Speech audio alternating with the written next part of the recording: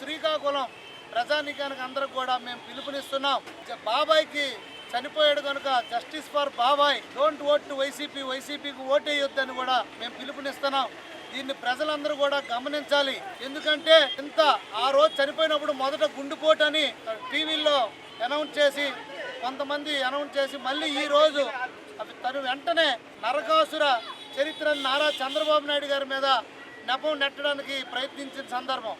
అయితే సిబిఐ దీన్ని ఛేదించి దొంగలను పట్టుకునే ఉద్దేశంతో ఈ రాష్ట్ర ప్రభుత్వం ఏమాత్రం కూడా సహకరించలేదు. అందువల్ల సొంత చిన్నాన్నకు కూడా హత్య జరిగితే దొంగలను పట్టలేని ముఖ్యమంత్రి ఈయన రాష్ట్రాన్ని ఏమాత్రం కాపాడగలుగుతాడు? సొంత కుటుంబం, అక్క, చెల్లి, అమ్మ వాళ్ళనే ఈయన కాపాడలేని వ్యక్తి రేపు రాష్ట్రాన్ని ఏం కాపాడుతాడని మేము ప్రశ్నిస్తున్నాం. ఇప్పటికే రాష్ట్రం కుదేలయ్యింది. 30 సంవత్సరాలు వెనక్కి వెళ్ళిపోయాం. అధోగతి పాలు చేశారు. ఈ సందర్భంగా మళ్ళీ ఒక్క బాబాయే కాదు, మైనారిటీలపై, ఎస్సీ ఎస్టీలపై, బీసీలపై దాడులు, ప్రశ్నించే వారిపై దాడులు, అరాచక పాలన, దీన్ని అంతమొందించాలంటే మనం వైసీపీకి ఓటేయొద్దు.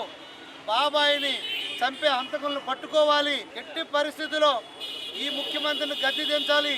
ఈ వైసీపీ ప్రభుత్వాన్ని మనం ఇంటికి సాగనంపాలని నేను ఈ సందర్భంగా పిలుపునిస్తూ నేను తెలియజేసుకుంటున్నాను. శ్రీకాకుళం నియోజకవర్గంలో శ్రీకాకుళం జిల్లా సర్పంచుల సంఘం అధ్యక్షులు, అలాగే సీనియర్ తెలుగుదేశం నాయకులు చిరంజీవి గుండు శంకర్ నేతృత్వంలో ఈరోజు ఏదైతే 7 రెడ్ కోడల్లో మరి ఈ రాష్ట్ర ప్రభుత్వానికి నేతృత్వం వహిస్తున్న జగన్మోహన్ రెడ్డి తాలూకా అరాచకత్వంపై స్వయాన వాళ్ళ బాబాయ్ కూతురు సునీతారెడ్డి గారు మొన్న don't vote for YCP, justice నాకు ఇవ్వాలని చెప్పేసి ఆమె ఓపెన్ గా ఢిల్లీలోనే మరి ప్రెస్ పెట్టి చెప్పిన విషయం అనేది ఈ రాష్ట్ర ప్రజానీకం గాని భారతదేశంలోనున్న ప్రతి ఒక్క విజ్ఞులైన ప్రజానీకం అందరూ కూడాను ఒక్కసారి గమనించాలని చెప్పేసి ఈ సందర్భంగా తెలియజేస్తూ, అదే సందర్భంలో ఈ రోజు 5 ఏళ్ళు అయింది ఈ ముఖ్యమంత్రి అధికారంలోకి వచ్చిన తర్వాత. మరి సొంత బాబాయ్, ఆ బాబాయ్ కూడా మామూలు కాడు, ఒక ప్రోటోకాల్ ఉన్న వ్యక్తి. అతను ex minister, in the same time ex MP. మరి అటువంటి ప్రోటోకాల్ ఉన్న వ్యక్తి మరి హత్యకి గురైనప్పుడు ఈ రోజు కూడాను ఆ హత్య అనేది ప్రతిపక్షం మీద నెరపాలని చూసి తదువారా వీళ్ళ ఇంటి దొంగలే ఆ హత్యలో ఉన్నారని తెలిసిన తర్వాత సిబిఐ వాళ్ళకి ఏ రకంగా వీళ్ళు ప్రయత్నించారనేది కూడాను అందరూ కూడాను చూశారు.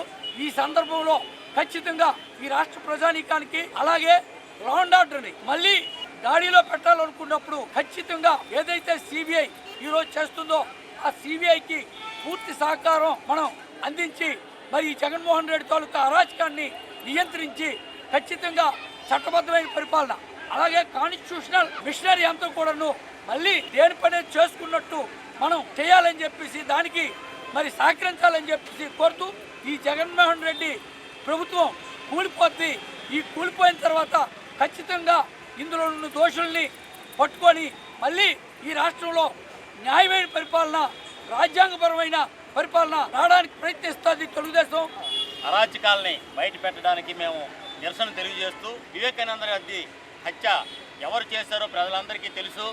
దాన్ని మాయ చేసి మారేడికాయ చేసి ఎవరైతే నేరస్తులు ఉన్నారో వాళ్ళ దగ్గర బంధువులని మరి రాజశేఖర రెడ్డి సొంత అన్నదమ్ముల కుటుంబం అని తెలిసి కూడా వాళ్ళని అరెస్ట్ చేయకుండా వాళ్ళని కాపాడుతూ మరి ప్రజల్ని ఏ విధంగా న్యాయం చేస్తారో అనేది ప్రజలు అర్థం చేసుకోవాల్సిన బాధ్యత మరి ప్రజలపై ఉంది. దయించి మీరు అందరూ ఆలోచించండి. మరి ఆవిడే క్లియర్గా చెప్పింది, మా అన్నయ్యకి ఓటేయొద్దు, మా అన్నయ్యకి ఓటేస్తే ఒక నేరస్తుడికి ఒక కూని కోరికి ఓటేసినట్టుగా అని ఆవిడ చెప్పడం జరిగింది. వాళ్ళ కుటుంబాన్ని అతను కాపాడకుండా తల్లికి ఆ పార్టీ నుండి దూరం చేశారు, చెల్లికి ఇంకో పార్టీలోకి పంపించారు. మరి చిన్నాన్న కూతురికి కూడా ఈరోజు అన్యాయం చేస్తూ ఎవరైతే వాళ్ళ నాన్నని చిన్నాన్నని మర్డర్ చేశారో అది తెలిసిన కూడా సిబిఐ వెనకబడ్డం ఇదంతా ఒక డ్రామా సృష్టించి ఈ 5 సంవత్సరాలు కూడా ముఖ్యమంత్రి నాటకం ఆడారు. మరి ఈ కార్యక్రమం అంతా జరుగుతున్న క్రిమినల్ ముఖ్యమంత్రి ప్రజల్ని ఏ విధమైన న్యాయ పరిపాలన చేస్తారనేది మీరు అంతా అర్థం చేసుకోవాలి. కాబట్టి మేము తెలుగుదేశం పార్టీ తరఫున మరి శంకర్ గారు ఈవేళ నిరసన తెలియజేయడం జరిగింది. వాళ్ళతో పాటుగా మేము అందరం నిరసన తెలియజేస్తున్నాం. వైఎస్ఆర్ పార్టీకి మీరు ఓటు వేయొద్దు అనే నినాదంతో మేము ముందుకు వస్తున్నాం. ఎందుకంటే ముఖ్య కారణం మనం న్యాయమైన నీతైన పరిపాలన అవసరం కాబట్టి ఇక్కడే క్లియర్గా అర్థమవుతుంది. వాళ్ళ కుటుంబాల్లో చనిపోయిన వాళ్ళని ఇప్పటి వరకు పోల్చుకోలేరు. మరి ముఖ్యమంత్రి గారు 14 కేసుల్లో ముద్దాయిగా ఉంటూ అది ఏ విధంగా న్యాయస్థానాన్ని మేనేజ్ చేస్తున్నారో మనందరికీ అర్థమైన విషయం అని మీరు అందరూ గమనించాలని, అందుకే